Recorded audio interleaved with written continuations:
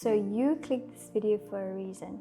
If you're currently working a corporate job and you're feeling like something isn't right and this isn't really for you, just know that there's a lot of people feeling that way, and I was one of those people.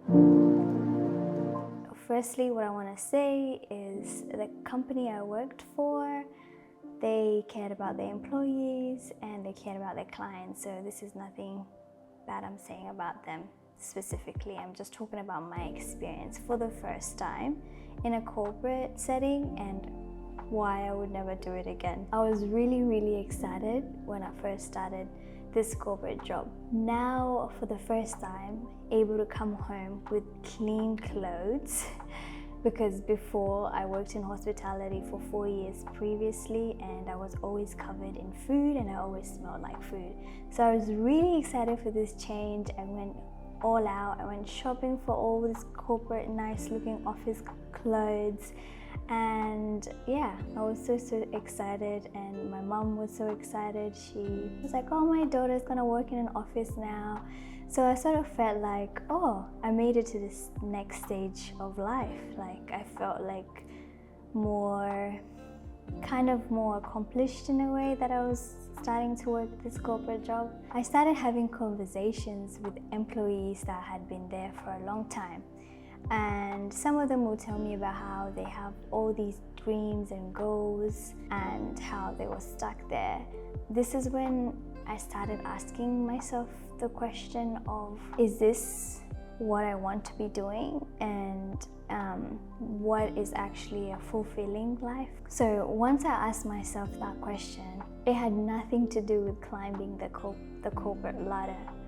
And I did have multiple opportunities to do that, but it was nothing that I was interested in. After a while, I started feeling a little bit different. I started feeling like unconsciously I was masking myself. In an office setting, people always seem to show their best self all the time. It just started feeling not real, not authentic. I just didn't feel very personal with what I was doing. For me, that sort of environment made me sink into myself more, be more quiet, and it just felt like you had to stay professional all the time.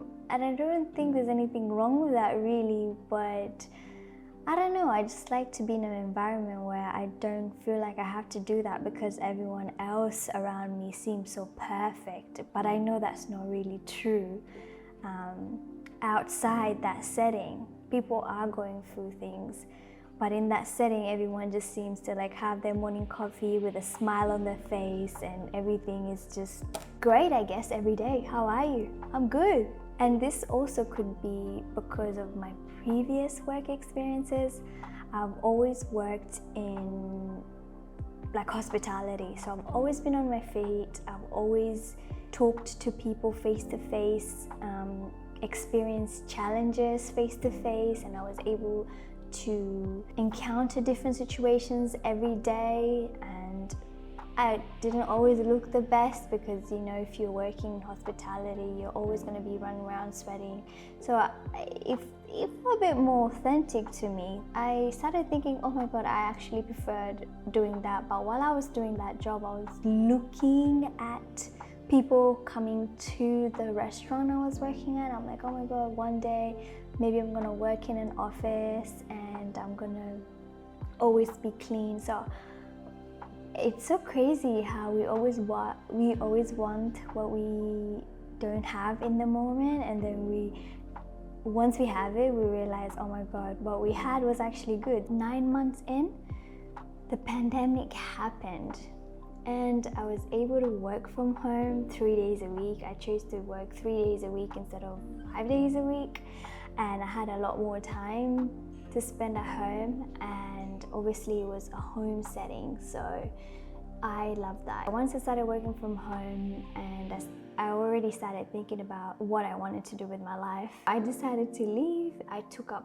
personal training, and that's something I've always been interested in. And if you want to hear more about my personal training experience, look out for that soon. I ended up quitting my corporate job after realizing that the grass is not always greener on the other side. Like, we already have what we need most of the time, and it just takes us a few moments to realize that and not look so much at other things. Things could suit other people, but it's not for you. That's something I learned. Evaluate your situation and find ways to lean into what you truly want to be doing. Just remember that you're the author of your life, and you can make small changes to create that change that you're seeking.